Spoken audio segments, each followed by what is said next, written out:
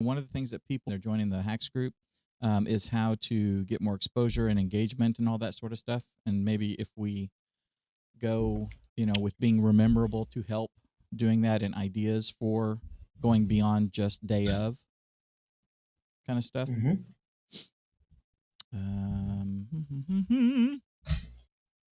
Music. Any other keywords we need to hit?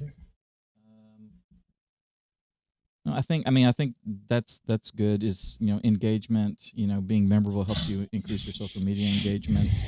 Here's some ideas to take, beyond, whether it's welcoming type things, whether it is alleviating worries about the church, your family environment, all that kind of stuff, as well as here's what happened this week, here's what's going to be happening, doing shorts, reels, just across the board.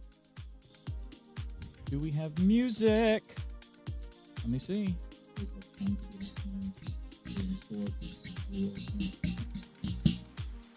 There's some music. There we go. Awesome sauce. Hello, everyone. Welcome. We are live. Let's see. We're going to be having a good show today. Let me see here. I think, okay. Boom. There's Justin. Everybody say hi to Justin. What's up, everybody? I love the delay that I'm seeing on my screen, so that'll be fun. We'll blame my stutter on that. There you go. All right. You ever do those apps where you put headphones in and it delays your speech and it just makes you stutter because you're trying to catch up to your recording, your monitoring? Your internet at the house. Do you have like super fast upload? Gigabit wired. Oh, brilliant! I'm gonna push you up to some high bandwidth in the call here. Awesome. So those of y'all who don't know Justin, new folks that have come in over the last several months. I take full responsibility for that, by the way, if you don't know me. Yes, that's his bad. No, Justin is my former partner. He and I got this thing started back in... Yeah, I know, Chris. I'm trying to center myself. 17? I'm not one to center myself. Did we start doing this in 17? 18, something like that? I remember it was a September. Yes. Don't you remember? It was the 21st night of September. Dun, dun, dun, dun, dun, dun. That's enough. Oh, well, you don't want to get struck. Yeah, I don't want to for humming Earth, Wind, and Fire. We got Belize. Mwah. Wait. Curtis is there. Awesome. Hey, Curtis. Yes, y'all, Curtis is in Belize. He is... He's doing his doing a mission trip there. They are touching souls. Are we allowed to talk about it? Of I don't know anything about Belize. No, Belize is cool. Okay. They have been working. Curtis and his wife have had a ministry that they've been doing in Belize for about 10 years or whatever, something like that. And when they came to our church, they started bringing our people along, and so. They're helping them build a new church in a little town out in the middle of nowhere called, hang on. Is it New Tomorrow? I think it's New Tomorrow. I can't remember. Curtis will tell me. I think you mean it's out in the middle of somewhere. It's out in the middle of somewhere. It's like, jungly and rainy and muddy paths and stuff like that. Let's see. What did we call this? Church media that gets attention. There we go. Church media that... I'm fixing the recording. So how has everybody been? How has everybody... Hey, can we do some pre-show tech talk? Because I have a question and you're the one I need to ask. Of course. Hang on, let me record I am this. Go ahead. Okay. Yes. So this is a mastermind session that Justin and I used to do with our members that Curtis and I will be starting up very soon. So now Justin gets to sit on the other end. How can we help you?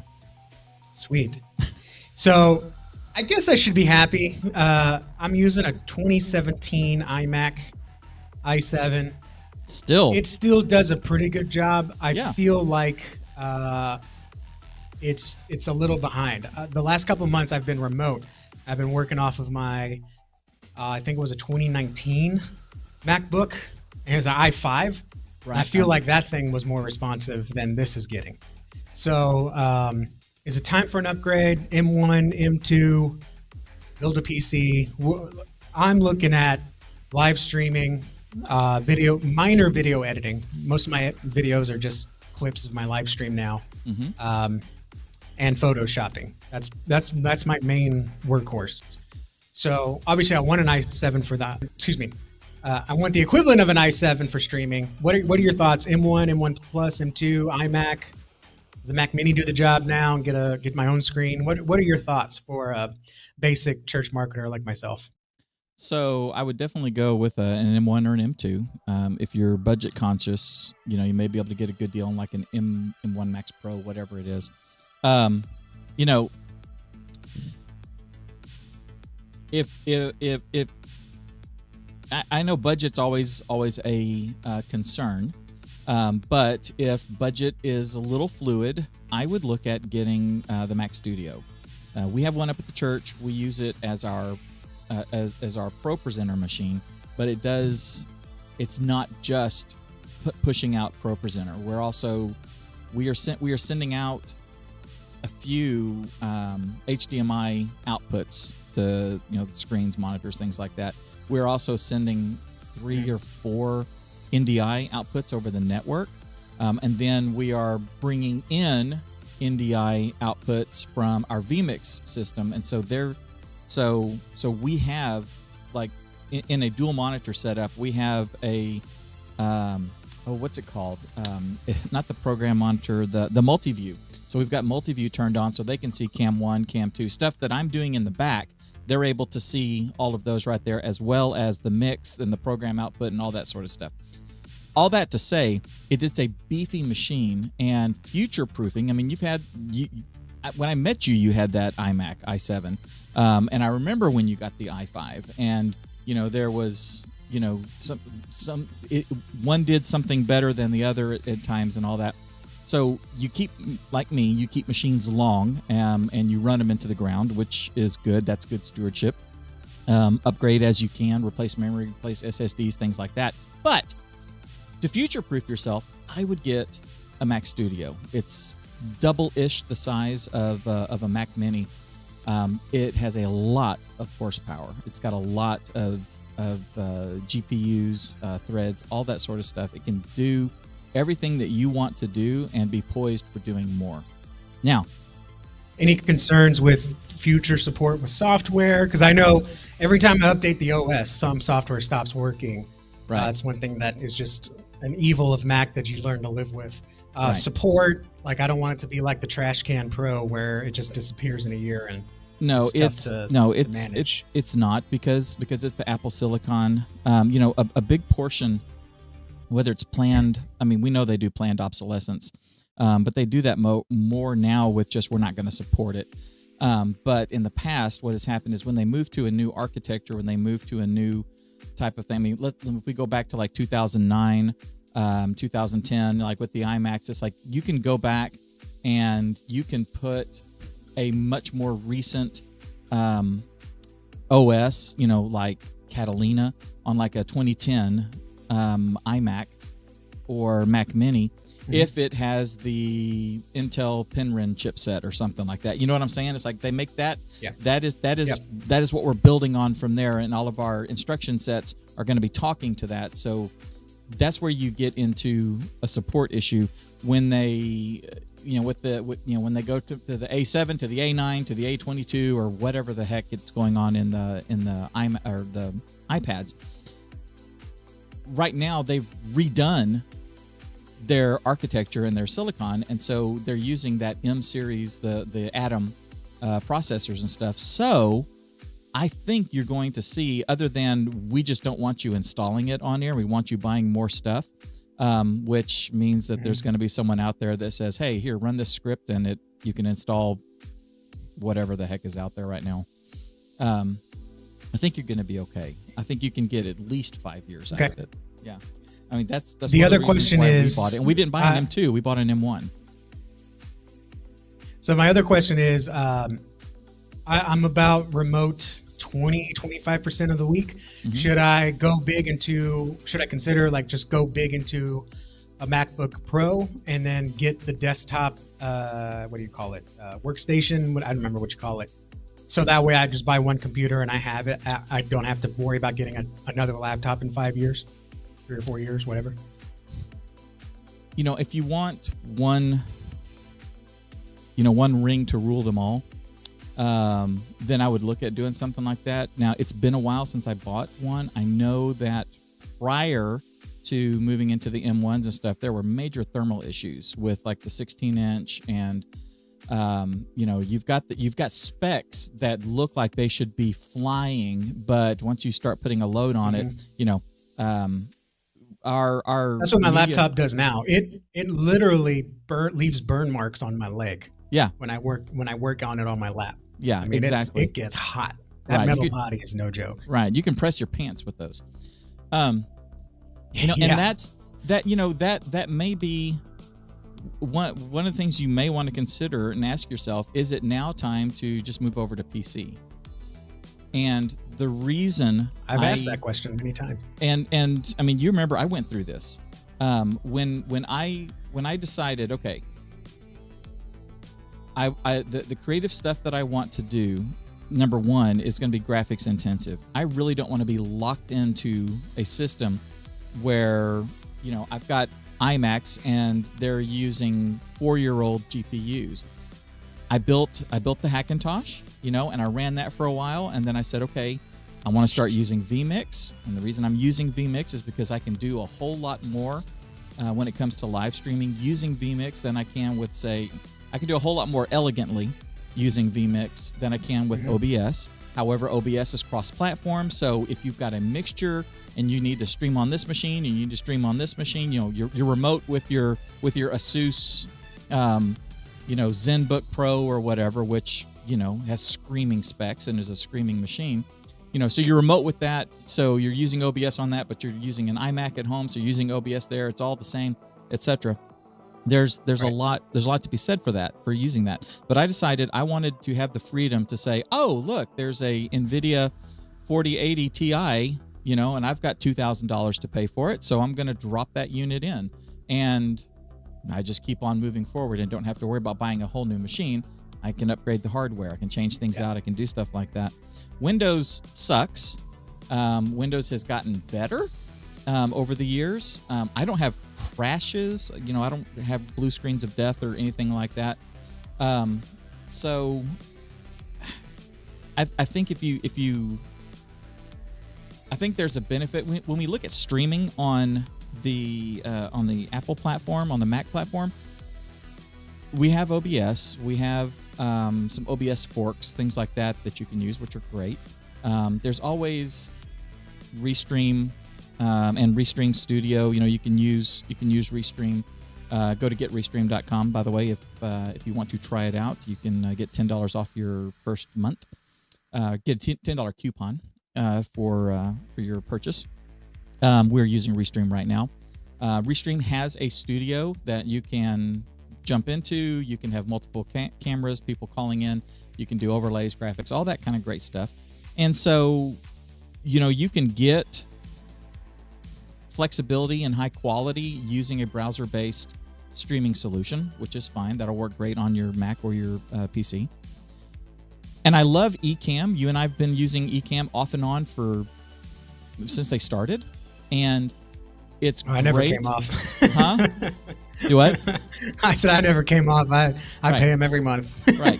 So, and the people over at Ecamm, we love them. We worked with them. We partnered with them for a while. I mean, they're fantastic. They have great software. I love Ecamm, and I tell people that if you are tech savvy, I would go with OBS because you're more flexible with what you can do. Yeah.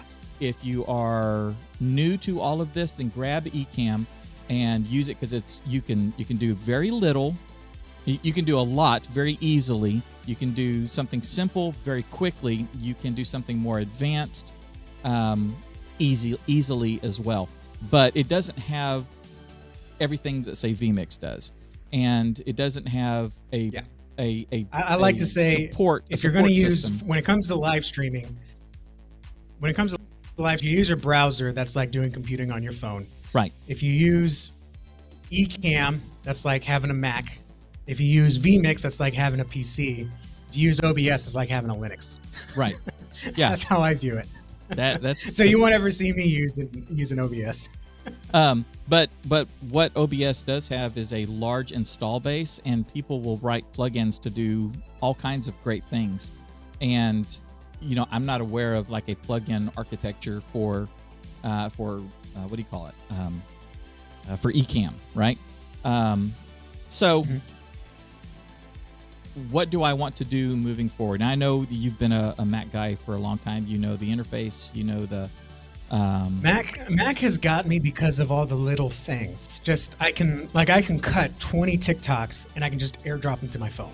Right. I don't got to upload them, download them, get a different software. I used to use Pushbullet. I don't know if they're still around. When I had 2 different environments. Texting from my computer, cross-platform copy paste. It's just the little things. When I drive on a PC for a little bit, I just miss those things. Yeah, and that's why I keep going back to Mac.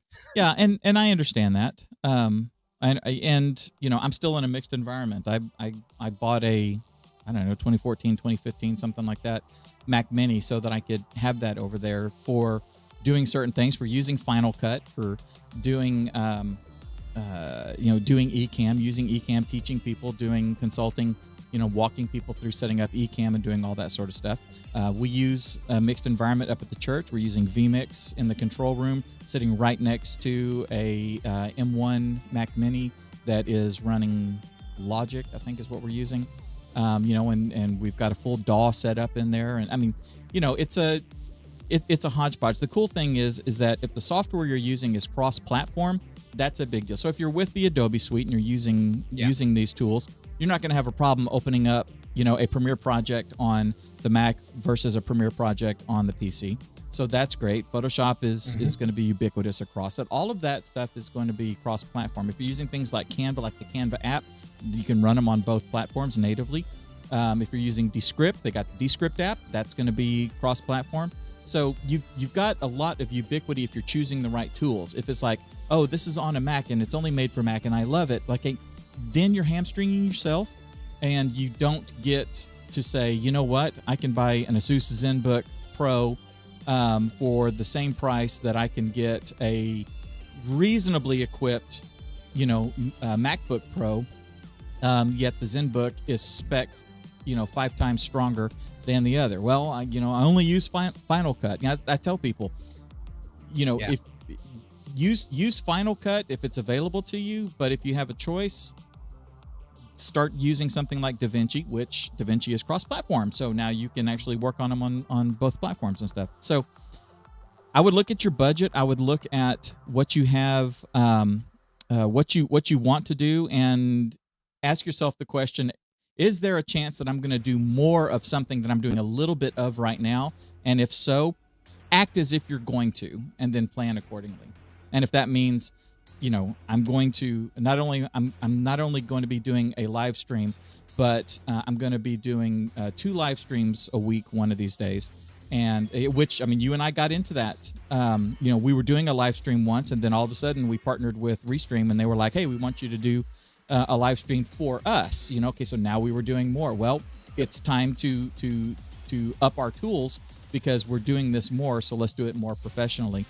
And of course, when you're doing this, these machines, you may be live streaming and pushing something up the line once or twice a week and stuff, but local recording, this is still your production studio. So if you're recording 3 days a week and you're using Ecamm, but you want to do more, then maybe vMix is your thing. Maybe you need to be in a PC. And all of that. Yeah, I think Chris said it best. Justin's going to have a hard time switching to PC because of all those little things. Yeah, it is. I get so annoyed by the little things. Yeah. I had AAA come out at 10 o'clock last night, 10 p.m. to come trade our battery because I didn't want to go to AutoZone and get it done there. I was like, we just got to drive across town in the morning. I got to get to my house and be here by 9:30 for Dave, plus drop the kids off. I'm not going to be dealing with AutoZone at 7 a.m. with the baby because the daycare's not open up. Just get over here and replace it for me, AAA. Because I haven't got time for the little things. I got too many going on. No, I understand that. And I'm curious, is there a an equivalent for of AirDrop? Is there something like in the Android space, or is there something that I'm sure will work from PC to? I mean, I use Dropbox. I use Google Drive. I used to use a Google extension called Pushbullet, and I'm sure I paid for it. There's probably, but I think there's a free version, and it was exactly that. You upload it to the extension, and then you open the app on your phone, and you download it to your phone. So it was AirDrop with one extra step, which was just opening an app. I liked it because it was also a copy paste connection, so I could copy something in there and then paste it on my phone. So it was a pretty good solution. When I was on PC, I used it all the time because I had a work PC. But then once I became self-employed, everything's just Mac. You will never catch me with a green bubble unless I'm out in the boondocks. Let's see here. I'm just double checking some stuff. I need to grab our script and move it over to my.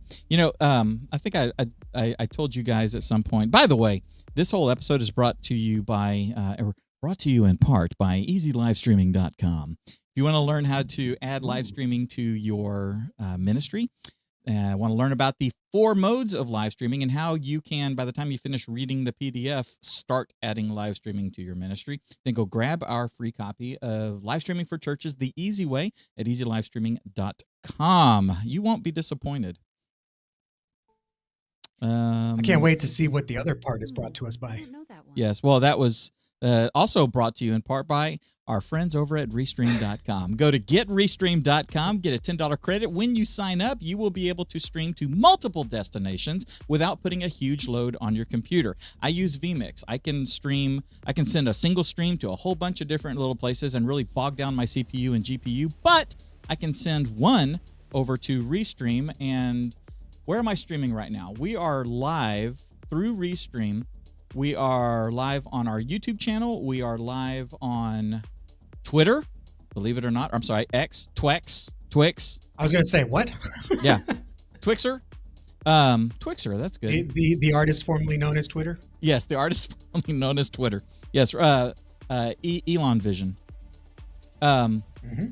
So, yes, we're live over there. We are live on the Church Media Creators Facebook page, as well as the Church Media Hacks group. So I am sending one stream up. One encoding session is going up my line, and then it is being duplicated and tailored to the given platforms that they're all. And it's relatively inexpensive to get a whole lot of really cool performance out of it. So go to GetRestream.com and give it a shot. We've been using them for a long time, dude, and we use them at our church. So I need to get our script over to my other monitor. I found an app for PC called Duet Display, and what it does is either over wired connection or a wireless connection. You run it on an iPad, and you can extend your screen, and it is a third monitor when I need a third monitor. Cool. Yes, and so I have another thing that Macs do. Yeah. They with an iPad and a MacBook, it just does it automatically. One less thing I have to worry about. But I like stuff like that. Like literally, because I think I bought a lifetime license, or maybe that's all they sell. But I'm a huge fan of Synergy for mouse and keyboard sharing. Oh yeah, a soft KVM since like 2008. Yeah, me too. Yeah, there you go. I've been using it since like 2008, and I no longer need it, but I'm like, man, that was such a good app. And apps like that, I mean, it's easy. I still have, by the way, Dave, I'm not going to touch my camera because I don't want to mess it up. I still have the original 2011 iMac. I think that's the one I was using when you and I started, was that 2011. And I used that right up until I got this computer in 2017. And laptops, I was using a 2007 that I got sophomore year of college. I was using a 2007 laptop until about 2018. Man, I know how to take care of my computers. No, I know. It drives my daughter nuts because I'm like every Monday, restart your computer. Every 30th, 31st of the month, give me your computer so I can clean it out. Monthly C cleaner, monthly scans. I mean, it annoys the heck out of her. I just want to play Roblox. This right here is a 2011 17-inch MacBook Pro. That I only stopped using. Well, it got heavy, but I only stopped using it because the GPU went out and it it would kernel panic unless you ran this little hack that disabled the GPU and only used the Intel, in which case the performance really lagged. So it is now in pieces. I actually raided some memory from it the other day to put in an iMac that I put together for my daughter. So I've got dead computers around here. I try to maximize, and that's one of the things that Curtis and I have talked a lot about. Is part of being a good steward is being able to maximize what you have right now and make the best use of it possible, and then you find that line between and stewardship is a part of this, where I am not being a good steward of my time and my efforts because I'm being hampered by some of this equipment. So now it's time to update the equipment so that I can be a better steward of my time and of the equipment itself, and future-proof for a while so that you can move forward. There's that fine line when, you're baling wire and spit, and band-aiding and stuff like that up to a certain point. Now it's time to trash it, upgrade, get new stuff, and that's what you're doing. That's what we've all done. Speaking of which, I love that you and I are just so ADD. This takes me back because I normally have to stay so focused with everyone else I talk to. Here's a hack for you to get an easy $20 to $100 for your church. Anytime you upgrade your devices, now again, my experience is only with Mac. So if you buy a Mac, I don't know, this probably doesn't work on PC. Instead of storing your box in a closet or in the attic and never thinking about it, list it on eBay. Mm-hmm. In my experience, iPad boxes go for $8 to $10. MacBook boxes go for $15 to $20, and then the iMac boxes go for about $20 to $30. Mm-hmm. Make them pay for shipping, and at least while it's sitting in the closet, you have a chance to sell it. And if you upgrade your whole church in a year, you're getting an extra $50, $200 from just trash that you would have thrown away. So if you've got those boxes, list them. From what I can tell, people buy the Mac boxes because they're moving and they want to put their Mac in a box. It's more valuable if you keep the styrofoam. People like to buy the iPad boxes and iPhone boxes for like gag gifts. So that's an easy $10, which doesn't sound like a lot, but when you're updating your whole environment or you've got a closet of boxes, let's be honest, you're not going to use them. Okay, right? Sell them, get a little extra cash in your pocket. You could probably buy a GoPro in a couple years and get an extra camera if you want. So, well, and a little hack for you: sell your boxes. That is a great hack. We have about 20 or so iPads, and for the various music, worship areas and all that sort of stuff, as well as among the staff, probably have more than that now. But gosh, just think about those boxes, and if those got the iPad boxes, you said go for how much? 10ish? About $8 or $10. Yeah. So yeah, $8 or $10. There's $200 right there that can go back into purchasing music or getting adding a second camera or adding getting a little bit more, getting a lens or something like that. Brilliant idea, dude. All right, so let's get started. We're buying devices every year, and it's basically like a $20 rebate. Yeah, that's really smart. I like that. All right. Let's see here. Yeah, I was surprised people buy boxes. I did have one scam guy try to scam out of my MacBook box. He bought it for $20, and he put a ticket into eBay and was like, "The computer wasn't included." You gotta write the descriptions right, because that was an easy fight to win. Because I responded to eBay. I said, "Look, the description says box only. The title says box. The description says box only. Internal's not included," because I didn't even have the styrofoam. I said, "This is only the box." And like within 24 hours, PayPal was like, "All right, screw off. Keep your money." Complainer.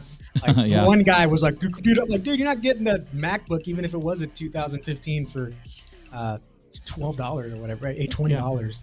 The worst. And if you have a friend that's lazy, you can use their boxes. Anytime someone buys a device, even an iPhone. Yeah. Say, "Hey, can I have your box?" That's awesome.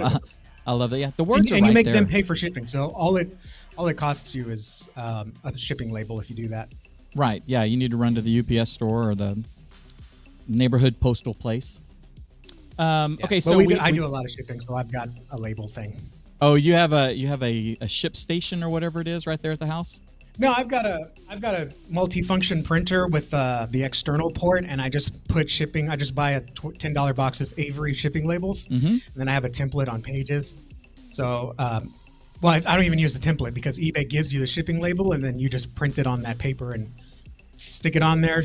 Stamps included. Just drop it in the mailbox on the way to daycare. That's awesome. By the way, I am wearing my Justin Nava bracelets. Hey, I need to put mine on. I don't have mine on. I've been wearing them since you gave them to me at our drivetanks.com event. Awesome. Love them, love them, love them. This is great. And I get to explain to people about having an outrageous vision and how that is going to take outrageous thinking to accomplish that outrageous vision. You need to have, really, that's why I'm thinking about doing a bonus show on my podcast, The Best Known Church Show. There are there are exceptions to this rule, but there are so many churches that try to save a buck and get their marketing assets from a local printing company, and it doesn't work out because we serve an outrageous God who outrageously created this universe, created you and I, died for you and I while we were still in our sins, and given us the outrageous vision to bring other people into his family and kingdom. You need someone that's going to think outrageously with you to match that outrageous vision that God's given you as a church leader. So companies, businesses, secular businesses, most of the time, they're not going to be able to match what you need when it comes to thinking, strategizing. And like you and I said, the first question you ask, when I say new computer, you say, what's your budget? The business is going to say, let me show you what we got. And they're going to show you the highest margin thing they got. So, it's operating completely different.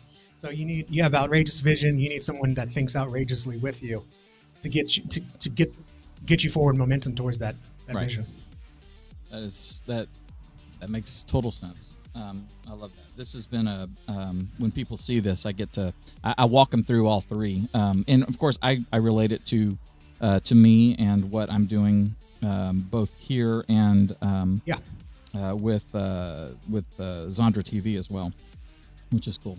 All right, let me get my ear in ear in. Okay, let's see. We have a question. I'm going to answer this question pretty quick here. Then we're going to get started on the show. And thank you, guys. Music is down. Verify that for me, someone. Let's see. By the way, I really like that I can hear the music in my in-ear on VMix. Yeah. It's really cool. So sometimes I forget to turn it down. So we have a associate producer that is in the chat each week that says, "Hey, turn down the music." That would be Justin from England. He's the other Justin. He's the British you. You got it's Dave and Justin. It's not just Dave. It can't be Dave. And Dave and Curtis, that kind of works, but it's not alphabetical. You got to have Curtis, Dave, and Justin. How about that? Yes. You mix in a little Chris every once in a while, a little Jordan every once in a while, sprinkle it in for some spice. That's right. I don't know. Do they have spice in Canada? No. It's basically British food. And caribou. The great all right. North. So let's see. XX Dark Mus XX. Mr. Dark. I prefer real names. So our friend Dark in the chat says, do you guys have a way to stream to multiple TVs using AirPlay or something like that for free for pricks service announcements? Oh, pre-service announcements. I'm guessing pricks means pre. Okay, so for pre-service announcements, yes. What we do at our church is we have we have like a Kramer video distribution system. We have a couple of these different boxes where the signal comes in once and then gets multiplied. So we have Cat 6 cable that runs from our control room to the televisions that are in the different lobby areas and gathering areas and things like that, right? And what we do is we use a Chrome, what is it called? Chromecast, which I guess is now called a Google TV, but it's the Chromecast, it's a dongle. And we have that as one of our inputs in our video distribution amplifier. And what that does, we're not using AirPlay. What that does, though, is we have basically free digital signage. So there's a hack, and I did a video on it several years ago. But you can, when you're using Google Photos, you can take make a folder and call it your favorites, and that will be an album. And then whatever you put in there, you can have your Google Chromecast use that as your screensaver. So I want the photos that are in my favorites folder to be the screensaver. So by default, if you're not doing something on your Chromecast, it is going to be sitting there in screensaver mode, indefinitely. Yep. So what you do is you do your announcement slides, make them all pretty, do all that sort of stuff, move them into your Google Photos favorites album, and they will just automatically show up. And so what we do is we have a switch, with the Kramer switch, where we have an input that's the Chromecast. That runs all week and on Sunday mornings until we're finished with rehearsal, in which case I then switch it to the program output for vMix, and I turn on our Pro Presenter feed, and that is running, and that's like the most current things that were just put in this morning, let's say. And that runs until it's time to start the service. And when our service starts, it starts with the announcement video. So we go from, the Pro Presenter guy goes from, potluck this weekend to, the service announcement. And it's a very seamless it's very seamless experience for the people out in the audience or in the lobbies or something like that. Now, getting it to the devices, to the TVs that are around the building, we are using Cat 6 cable. We're using the Kramer video distribution system. So you've got a hub that sends the signal, and you got a receiver that you just stick onto the back of your television, and that cable converts it to an HDMI, which is input 1 or 2 or whatever your TV has. You can do the exact same thing if you're using a Balun, very inexpensive Balun type system, where you buy these little boxes to send and receive. And there, you can get one that has multiple outputs, and then these little $20, $30, $50 boxes that you put on there. We went with Kramer because they're an industry standard. I have done this at churches where we have spent, a couple of $100s on cheap, Amazon, HDMI to Cat 6 or Cat 5 cable units, like these little Baluns, and it works great. And we've gone hundreds and hundreds down hallways into the nursery and done stuff like that. So if you're budget conscious, if it's really tight budget, I would play with those first. The other alternative is you deploy a Chromecast onto each of those units, but then you have to have someone go and switch it every time that you need to. But it would be the same thing. One Google account with multiple Chromecasts that are using the favorites folder as the screensaver. You'd accomplish the same thing, but you're doing it at $30 a pop anyway. Take the time to get some cable and Baluns and run those. Okay, you ready to start? Start with one TV. Don't do what I did. Yes. Start with 3, because you're just going to drive yourself crazy troubleshooting. Make sure, I don't know, are you able to program the Chromecast when it to turn the TV on at times? That I know some sure HDMI of. Devices can control. Yeah, there's that CEC so make sure that thing. Yeah, the CEC. Make sure that you have a standard operating procedure in place. Who's going to turn it on at what time? Right. Who's the backup? We had a deacon that checked the TVs, and we actually kept the remote control next to the communion wafers and juice, because we knew the deacons could always get to that closet. Oh yeah. And when it's a stopgap, it's a starting place. I'm a huge fan of digital signage, either the TVs themselves, or you can buy boxes now, and those will turn the TV on at 9:30. They'll run this set of slides at 10 till 10. It'll start a countdown, and then at 11 o'clock, it'll switch the input to the service stream, and then at 12 o'clock, it'll go back to the announcements, and at 1 o'clock, it'll turn the TV off. You never have to think about it. And all I would do is on Thursdays, I'd go in and load this week's slides. And then there's a fallback too, where it was just generic, find us online, here's how you give, here's our Facebook, and here's some pretty pictures of the church. If the internet ever went out, it would just show those slides. So it would at least show something at those times. So that's obviously the dream. And then also be aware of burn-in on your TV if you have a static image, if it's an older TV. Right. Just be aware of that. That's another thing that we had to learn when we first hacked it together before we actually got digital signage. If you actually buy a commercial TV, those can run for 24 hours a day for 8 years. Yeah. So that's always a plus. But definitely start with one TV. You're going to drive yourself nuts trying to troubleshoot 3 TVs at once. And it also creates a great case study. So you're not asking for $5,000 to equip the whole sanctuary. You're asking for $100 or $300 to show the finance committee, the elders, the deacons, this is what we can do. And when you impress them, we had it even signage change for events. We had a women's conference, and we had the TV become signage for the conference. The restrooms this way, daycare this way, this breakout session this way. That it was awesome. And then they were like, "Yeah, we need to buy 3 more." And then when I left, they bought 5 more. So it was great to kind of build it up to that. So, but definitely start with one. I wasted so many hours when trying to troubleshoot one, and then the other one did the same thing, and it was just a mess. It was a headache. Get one right, and then you'll be really happy to get the other. That is awesome. Very good input. I'm making an executive decision.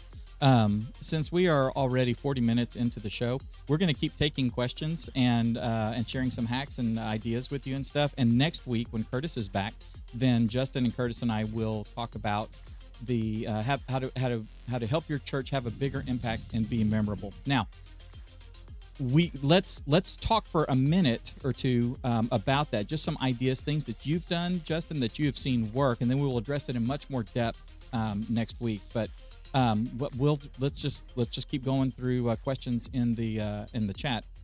If you guys are okay with that, we've got about 20 minutes left, so it's not enough time to give our subject the full subject. So we'll do that next week. Sure. So and don't expect me to be the church media guy. I'm just talking from experience. Right. I haven't done really much heavy duty media stuff outside of online stuff because we still have our church online. But that's just experience talking. Let's see. My denomination in the southern region. What's up, Jordan? Can keep printing local. Because we have a member that is under a printing company. Yeah, I know that's cool. We have one as well. We have a guy in our church that has a promotions company and stuff. He caters more towards small businesses working in the school system. So when you go to a high school football game and you get the backpack and the big finger and stuff like that, or the rally towels and stuff like that, that's the kind of stuff that he does, as well as T-shirts and all that sort of stuff as well. Yeah, printing is printing. The biggest advantage I've seen is a company called Church Shop because they can do on-demand printing for your church. So when you do an event, you don't have to print 40 shirts or 25 was the smallest batch we could do at Mr. Church Marketer. You can just buy 3 shirts. Like you can buy 5 shirts for your staff and that's it. And it's not going to cost you $30 a shirt from the local printing company that we were quoted for an embroidered shirt like this. It was, I think the shirt was $20. Right. And that's because it's an OGO. It's a nice shirt. Wow. Wait, OGO like the backpacks? That company? Mm-hmm. Wow. OGO backpacks are amazing. I wore, I have one. Yeah. But I wore, let's look. Those guns. It says OGO there. I got a shirt from a conference, 10X conference, and I wore it and I was like, this is the best fitting polo I've ever worn. I like the way it sat on my shoulders. Mm-hmm. I like the way it sat on my gut. So I was like, I went back to Micah, the guy who runs the church shop, and I was like, I want OGO shirts. And he reprinted all my shirts with my logo on OGOs. And this shirt is so comfortable. Love it. Love. All right. So and I love the backpack too. Yeah. Oh yeah. I love their backpacks. They're great. Let's just spitball here. Nothing, we don't necessarily have to stick with our original notes or anything like that. Why?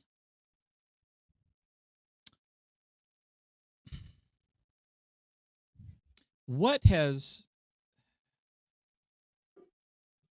I don't know. I don't even know how to phrase this. In your opinion, let's start with that. In your opinion, why is church not important in most people's lives now? Church has never been important in most people's lives. That's the result of living in a fallen world. But culturally speaking, I personally, in my personal opinion, believe that the church has relegated itself to be outside of people's lives. Mm. And I'm guilty of that too. As a hardcore libertarian who says, you do you, and I'll do me, and I'll tell you the truth, and I'll share the gospel with you, but I don't want to control you. I don't want to legislate morality. I still don't. The church has gone from being the cornerstone. In fact, something I stole from you, Dave, is you said, when I was growing up, so I say 80 years ago, I'm kidding. But 40, 50 years ago, driveways were empty on Sunday morning, Right. right? Businesses, restaurants didn't open until 1 or 2 o'clock because there was no business beforehand. And school activities on the weekend or Wednesday nights, even when I was growing up, Wednesday night extracurriculars did not happen. So we live in a world where we grew up in that world, or possibly we saw a little bit of that world, but we've lost positioning. We relegated ourselves to say, well, you know what? We're not going to be a cornerstone of the community. We're just going to be an option for the community. We don't want to make you uncomfortable. I understand this offends you. I understand the culture is moving this way and we're staying rigid in this way. Or perhaps even, we see this in a lot of churches, I don't want to offend you because then you might not listen to me about Jesus. So I'll just stay quiet and not share the truth or not speak up about the truth. And so we've really relegated ourselves to, instead of being providers of missions, services, ministries, and of course, gospel, we've said, if you want all that stuff, we'll be over here. And not only that, one of the great things that the church discovered, at least the American church. Now, my specialty is the American church. I love you guys internationally. I had to pick. I don't have the attention, the team, or honestly, the gifts to speak to the international church. So my focus is the American church, especially as we're in a unique culture, because I don't think we're quite like Europe where we're post-Christian and Jesus is basically a Santa-like figure, but we are past that Judeo-Christian American culture, moving into a post-Christian culture. So I think we're in that middle place. So that's kind of why I started my agency with the marketing focus, because we have to address the church in that world to become known, not as an option, but the answer. And so we've relegated ourselves to be an option. And not only that, we discovered people get excited for programs and events. And so we've allowed ourselves to become a programmatic and event-driven church. And even when we don't want to bill ourselves like that, just because we don't believe it ourselves doesn't mean we don't come off that way. A great example is your local church. Even one of my churches that I was a part of was guilty of this. We only ever promoted the church when there was something happening. VBS, Christmas service. So basically, all we did was, hey, look at us over here. Don't you want to come to this event? And it was about the event and not about Jesus. And so we've lost that way of, our congregation knows that the church is a people, not a building. We're on a mission to be disciples. And we're doing that possibly on a personal level, but on a large marketing, promotional awareness level, it's just, hey, look at us and look at the cool things we've done. And a lot of churches do that really well. And so when people think church Easter, they think of helicopter egg drops or someone giving away a minivan. Like, I think all that stuff is fun. But when that's the only thing the community sees of you, you become a movie theater. Right. You become like an option. And not only that, Brady Shearer said this really well. If all we do is say, hey, look at our sermon series, hey, come for our great worship, I can get good sermons online. Right. I can get good worship online. So why would I go to you? We've stopped promoting the community. We've stopped promoting the spiritual journey. And even then, when we get people in, what's the first thing we try to do? Plug them in, right? I get the sentiment, but when you're new at a church and you're immediately asked to start volunteering, and you don't connect it to discipleship or their spiritual journey, it comes off like we're asking for free labor, right? Oh, we're a church, we're so poor, so come work for us for free. And a lot of churches even treat staff like that. Why should we pay our pastor full-time salary? He can stay bivocational and we can keep more money in our coffers and look at our great savings account. And the churches end up continuing to invest in themselves instead of investing in the community. Right. Side note, that's why I love bivocational pastors and church leaders. Like, they're some of my favorites. I love full-time pastors. Great, God's called you. But the ones that are splitting their time, leading a flock, but also serving the community through another job, I love that. And just the mindset that they have is just, I just vibe with it so well, if I can speak like a young person. So all that said, that's a few of the ways that we've relegated ourselves to say, oh, we'll just be over here if you want to talk about Jesus, or, Jesus is more of a me thing. Maybe it's not for you because you want to live your life this way, or I don't want to offend you. And so we'll just kind of be quiet on these subjects. And it's really tough too, Dave. I haven't quite formulated this thought, but I'll put it this way: the internet, social media hasn't made it easy, and it's not the platform's fault; it's our fault because we had one. And you can have your own opinion about this. We had one of the greatest evangelical introductions to Jesus Christ as a commercial in the Super Bowl, as continuous advertisements on Major League Baseball that are getting in front of millions of people that said Jesus was this, he gets us. And what do I see on Twitter and Facebook? This ad sucks. Well, you suck. You're a stupid Christian. This isn't how Christianity goes. You're a church. Who wants to join a club when every member is fighting with one another and can't agree on something, right? Like, you cannot like that ad, but let's have that argument behind closed doors and not argue, oh, well, a woman wrote Hebrews. No, Barnabas wrote Hebrews. A woman, well, Priscilla was a pastor. No, she wasn't. We're having these arguments out in the open. We're airing our dirty laundry as a church body. Right. Who wants to be a part of that? That's exactly right. Who wants to root for a team where the players are fighting each other? Mm-hmm. Like I yelled at when I was in marching band.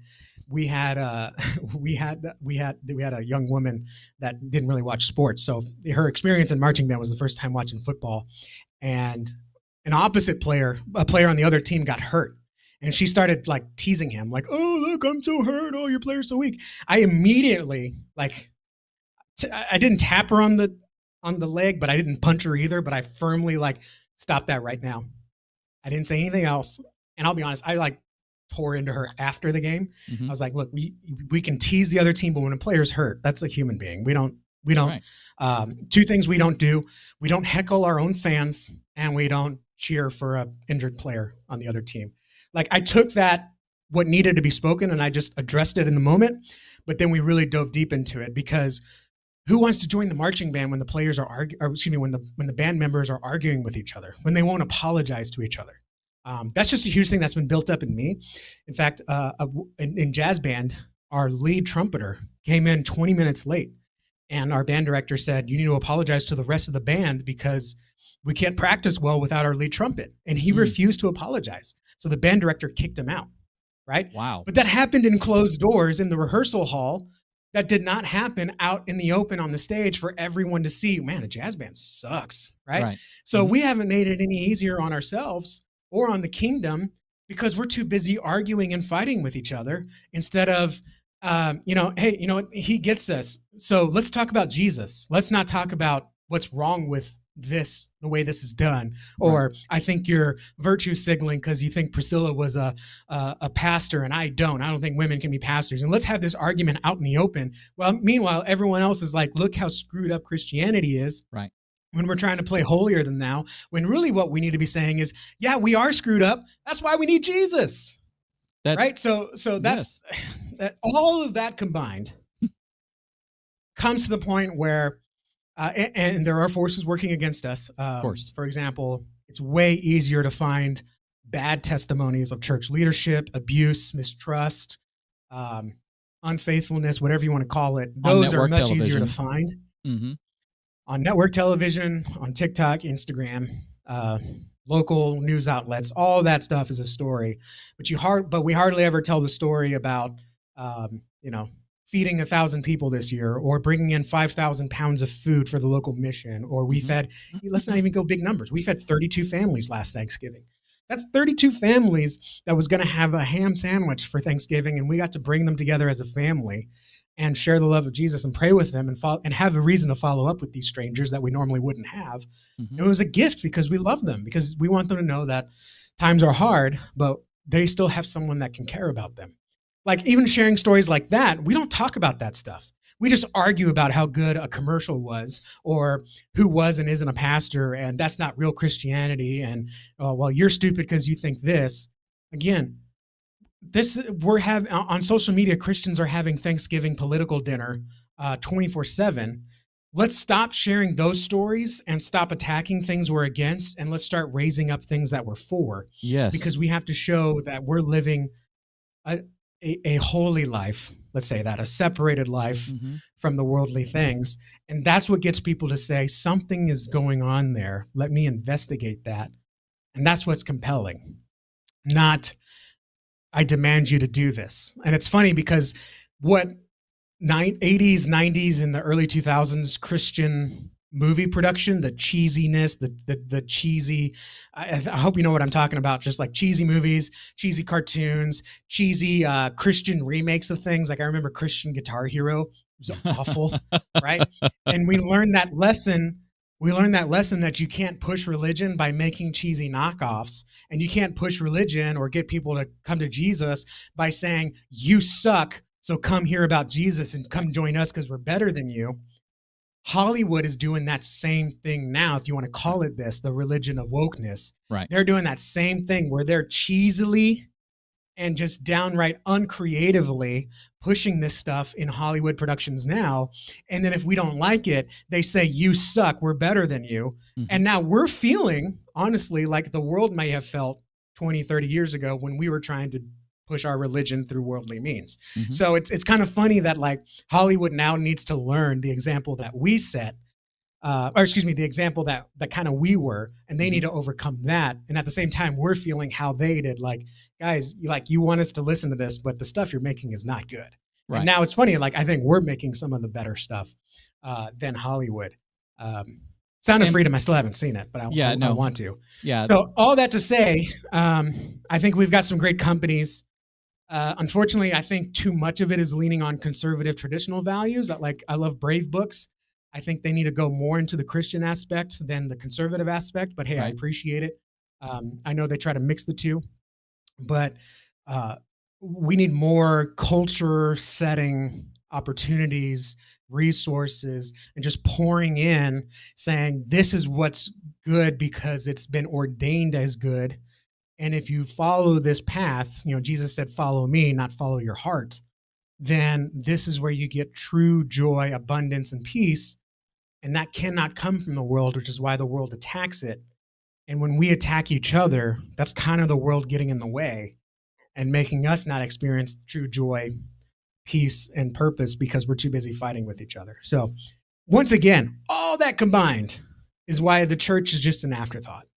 And so many people say, well, I like Jesus, I'm spiritually open, but the church is heretical, messed up things. And we try to say, no, it's not. No, we're great. Instead of, absolutely, I agree. That's why we worship something greater. Right. That's it. That's the difference. Okay, your turn, Dave. And you were worrying about me blabbering on. This, by the way, if you go back and look at some of the early episodes when it was the Church Media Guys show, this is the kind of stuff we talked about a whole lot in there. And so it's good. This feels like old home week, going a little deeper. And that is something that Curtis and I have wanted to make sure that we're doing when we're doing shows like this. We're going to talk technical. We're going to talk, we're going to give tips. We're going to, share insights, stuff like that. But we're also going to be talking at a higher level, at a much more spiritual level, because anything that you learn here, anything that we put into practice here, should only be done for one reason. And you and I were chatting yesterday, and we talked about how these tools and these productions and these things that we're creating and all this should be slave to the gospel, not we do this because we can, right? So, we hear people say, I don't come to church to watch a big show, or it's not a concert. Why are these lights so bright? And why is it so dark in here? It's not a concert. Well, yeah, it is. When you take a look at it from an objective standpoint, technically it is. So there's nothing wrong with using those aesthetics and doing, I guess meeting those standards that people are used to, but not at the sacrifice of the gospel, not at the sacrifice of distracting somebody so that the Holy Spirit, they're too distracted to listen to the Holy Spirit. We should be enhancing their ability to listen and to feel the movement of the Holy Spirit. We should not be inducing that, through emotional means, but we should be facilitating that as best we can in a non-destructive, non-distracted way. You talked about how some of the infighting thing. I still go back, and this is I have a personal connection to this. But the issue that happened earlier this summer with the Southern Baptist Convention and with Saddleback Church and a couple of other churches that we disfellowshipped and all Methodist Church. Yeah, and stuff that's going on in the Methodist Church, exactly. This kind of stuff, sometimes we can't help but air our dirty laundry, and it's not an intentional thing. My pastor was the president of the executive committee or whatever, whatever that. I purposefully don't give a rat's about Baptist polity and politics and all that sort of stuff. That it's just I happen to go to a Baptist church. I'm a Christ follower, and these people are the people that I line up with, right? But I'm a Christian first, and it just happens to be Baptist as well. Mm-hmm. You're talking to a self-described super Baptist. Yeah. But it's just because the way, if you actually study Baptist history, the way the founding fathers actually died to be what we might call like libertarians. Like, hey, we don't have to push the gospel on people. It is an option. Christ, this is a bad example, but Christ knocks at the door, but like, we are evangelists, but we don't have to force it down and enslave people and go on crusades. Not modern day crusades, but Roman crusades, right? Like, people can believe pagans are going to be pagans, and it's not us to force them into religion. It needs to be a choice. It needs to be a sacrifice, not a murder kind of thing. Like, not I'm going to shoot you with Jesus, right? Like the Baptist forefathers thought of it, died for that. And baptism or Baptist churches kind of took a 180 and was like, turn or burn, and you need this. And now people don't think of Baptists like that. But the details about communion and or Lord's Supper or baptism, baptizing children versus baptizing adults, second baptism, sprinkling versus dunking, just those details I align with in my own studies. Now, if something else came out, what is it, Reformed Baptist, and I agree with that, then hey, whatever. Right. Like, Jesus is the answer. The rest is just details. Yeah, Jesus wasn't Baptist. And so, anyways, all that to say, Jesus was Jesus. So, all that to say, like, who cares? Like, people would be like, what do you think about the SPC thing? I don't know, man. Are you a Christ follower? Have you surrendered your life to Christ? And like, how can we pray for each other? Let's not argue about SBC things. Right. Like, our church has affiliation, but you know what? The great thing about being Baptist is those affiliations are optional. We're not the Catholic Church. You can be independent Baptist. Now we've got independent Methodists. Right. We've got a prospect that's starting one of the first independent Methodist churches. I think that's great, because at the end of the day, who cares if you're affiliated or not affiliated? Right. All it is just using somebody else's resources or pulling together resources. If you don't want to do that, it doesn't matter. It doesn't affect our mission. Our mission is not to make each other happy. It's to make disciples who make disciples, or love people the way Jesus loved them, or whatever it is. So I cut you off there. No, but that's okay. Anyways. Well, I mean, this fussing goes back to the very beginning. That's a good word. Yeah. Little fuss budgets. Yeah, you're getting fussy, aren't you? This fussing that's been that we're talking about and that turns people off and stuff has been happening since the beginning. I mean, you had churches, early church, as in, Peter going around and sending out disciples and them starting churches, and Paul going around and correcting them and stuff. You had, I preached the gospel of Peter, I preached the gospel of Paul, I preached the gospel of Timothy or whatever. And you had, we're aligned with Peter, we're aligned with Paul, blah, blah, blah, and all that. We're Baptist, we're Methodist, we're Episcopalian, whatever. All of that has been going on. It's a clan mentality, and we clan up and we tribe up. Just that's the way God made us. There's a protection thing, there's an identity thing, and that's completely understandable. But all of that stuff is subservient to the gospel. And unfortunately, we're talking about airing dirty laundry and stuff. Sometimes we can't help but the dirty laundry be aired.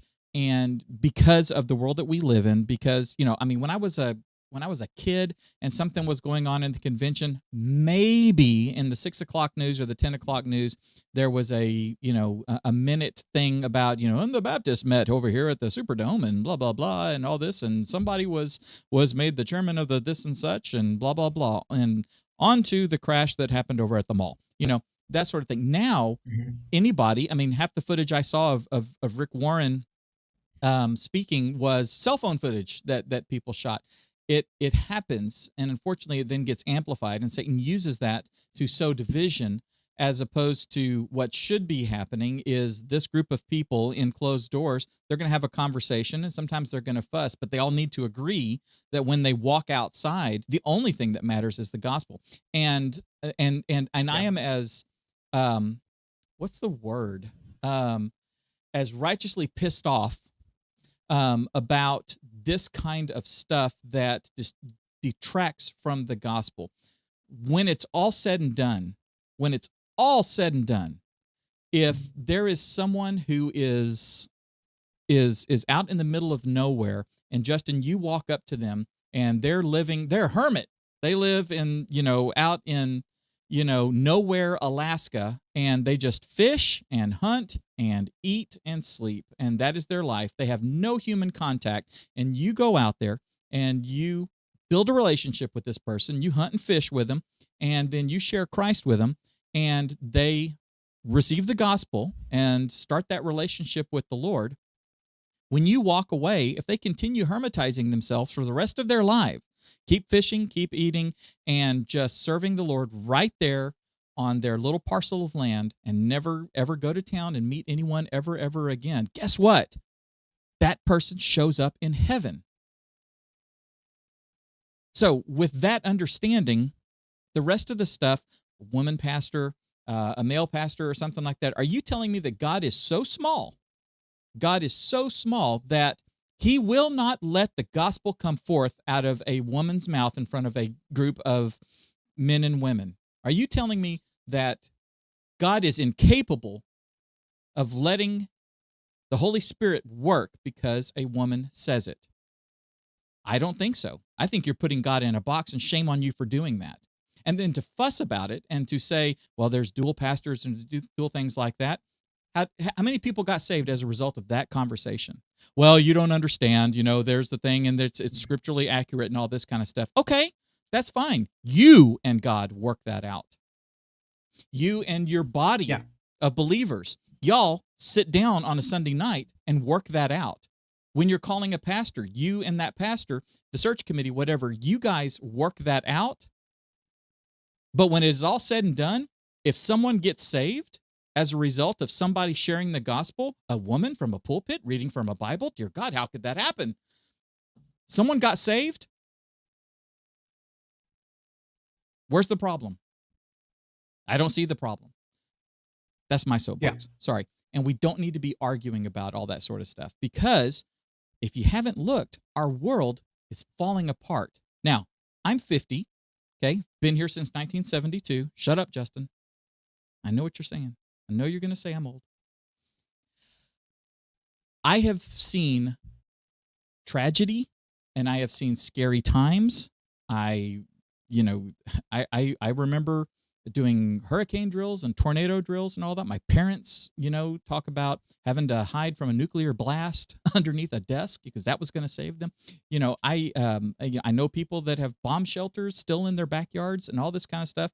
We've come to the brink of global destruction several times.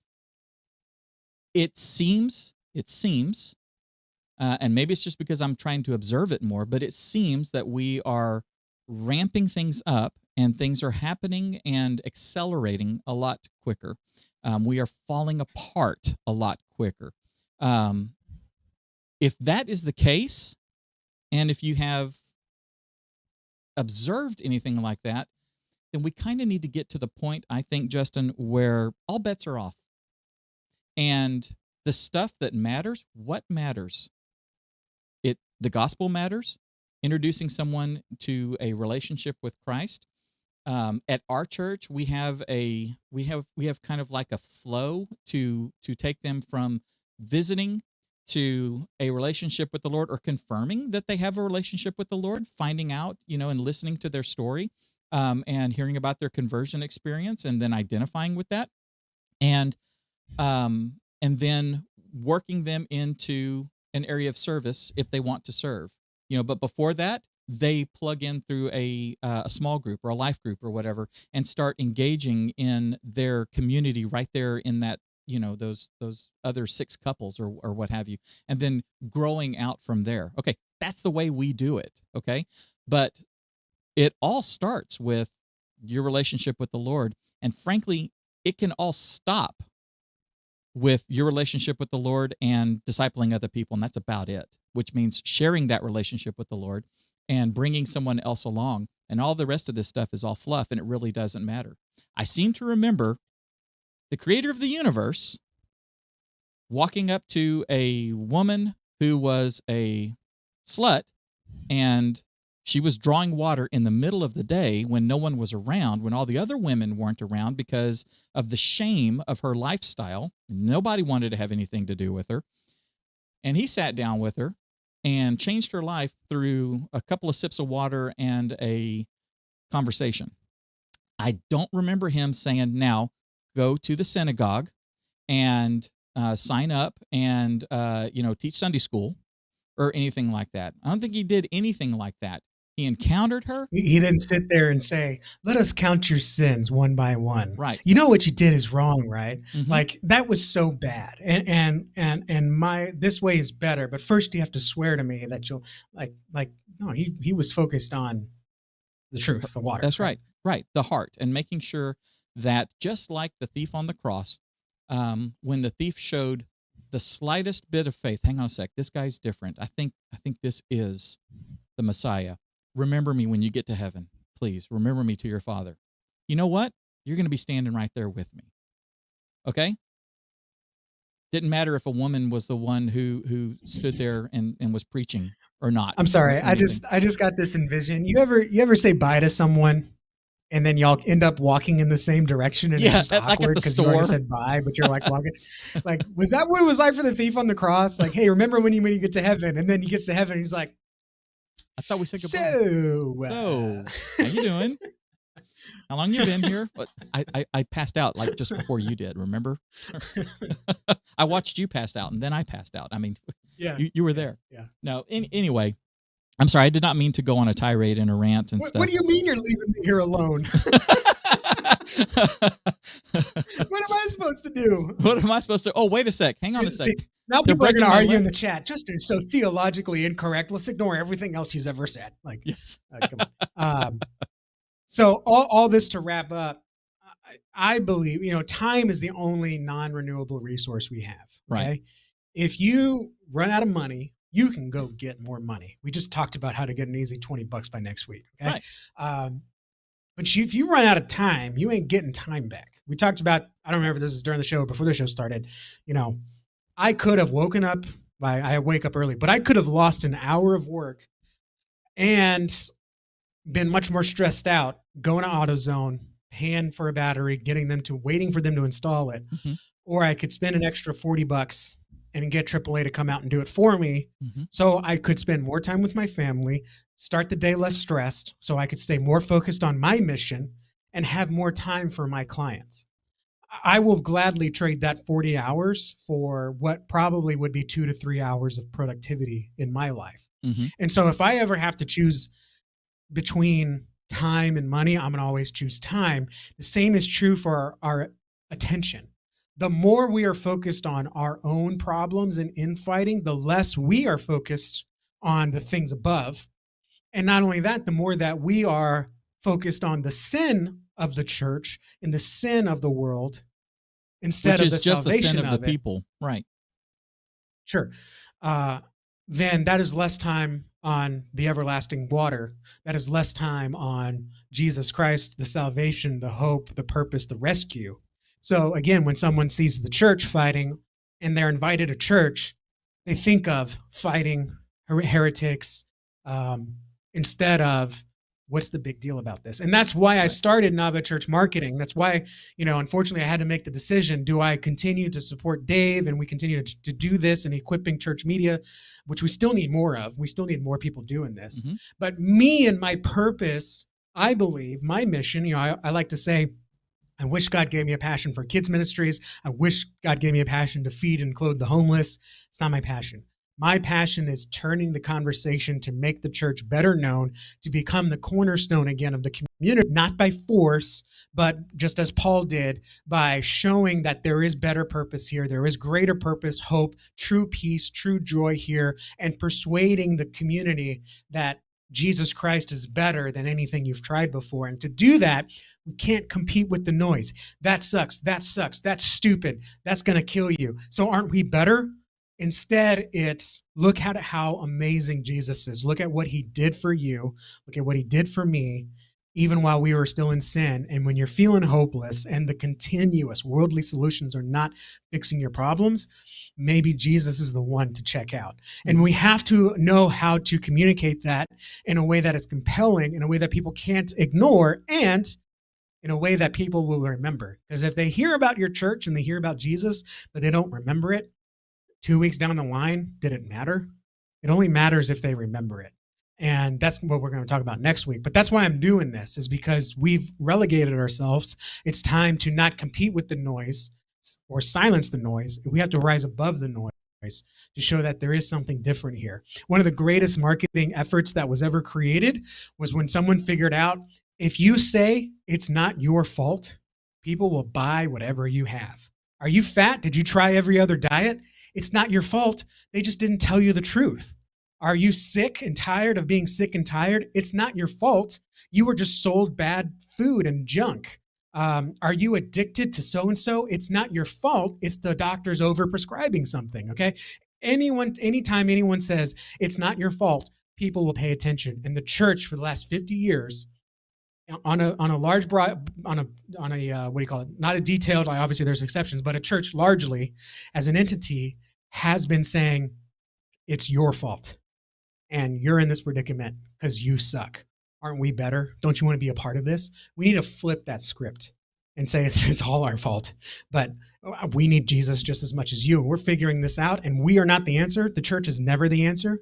We should never put our position in that way. Jesus is the answer, and the church is merely a guide. It's the same way that someone says, a fit guy comes to my door and says, hey, I used to be just like you, but now I'm in better shape. Can I show you what I did? And I can take it or leave it. But if it truly is that everlasting life, that joy and abundance, we're not living that out by constantly arguing with each other and airing out our dirty laundry. We need to be giving praise, worship, authority, worthiness to Jesus that did save us, and do it not in an inauthentic, cheesy way, but do it in an authentic way where we're living our lives, constantly sacrificing, constantly dying to ourselves, carrying our cross. And again, not to be the pious, oh, look at us, we're so humble and poor, but in a way that's like, we needed Jesus and this is our story.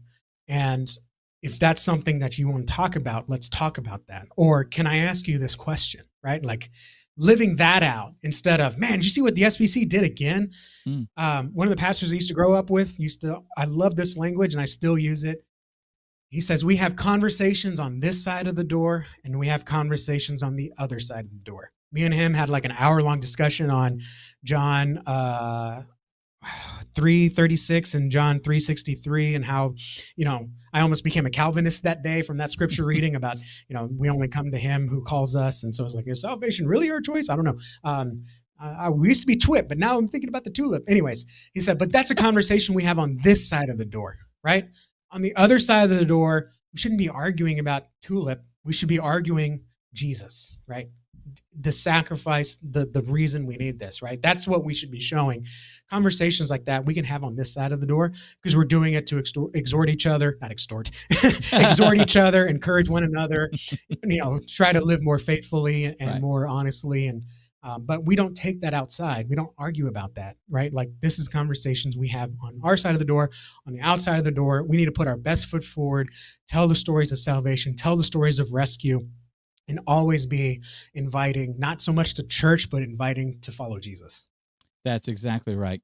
And that is what we are here to do at Church Media Creators, is to help you take the tools that are before you, how to add those tools, how to use those tools more effectively to get the gospel out. If you enjoyed this video, then check out this one over here, and we'll see you in the next video. Okay, that's it. All right, so that was a good little makeshift, staying off the topic type of a show. So good job. The plan was for the plan to fail. We Ocean's 11 that. That's right. That is exactly right. Ocean's 11, baby. Awesome. Okay, so next week, folks, when Curtis is back, we are going to be talking about this formally, and going deep, and going to have some more great input from Justin. Fantastic input from Curtis. He's got a lot to say about this as well. So we will see you guys next week. I have to get to the studio because we got stuff going on. So, Justin, this has been fantastic. Everyone in the chat, thank you all for being here. Let's see. Tuned in late and not topic on video, but good word. That's right. That's right. This is what happens when Dave and Justin. This is when you go to church and you're like, oh, I think pastor's going to preach on Romans 1. No, it's Matthew 16 today. Let's go. Yeah. Like we're just doing stuff. The Spirit's working. I don't know. That's right. Well, and I think really quick. Go ahead.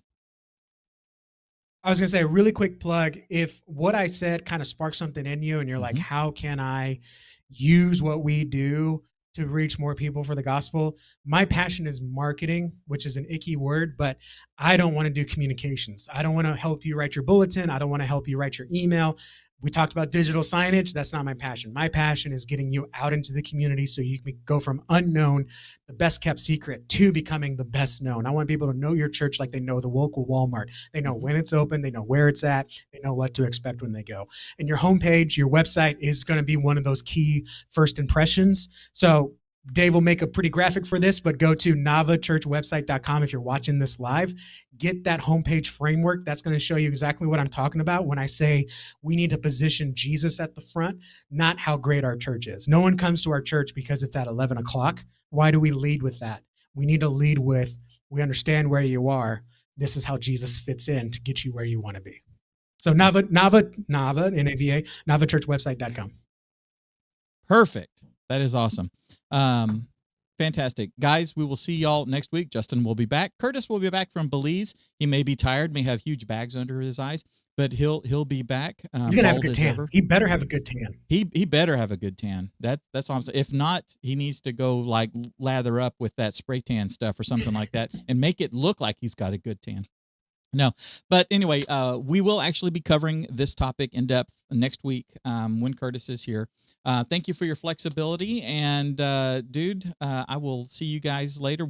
Justin, I will see you later, folks. We will see you guys later. Justin, stay on. I'm going to cut the stream here. Bye, guys.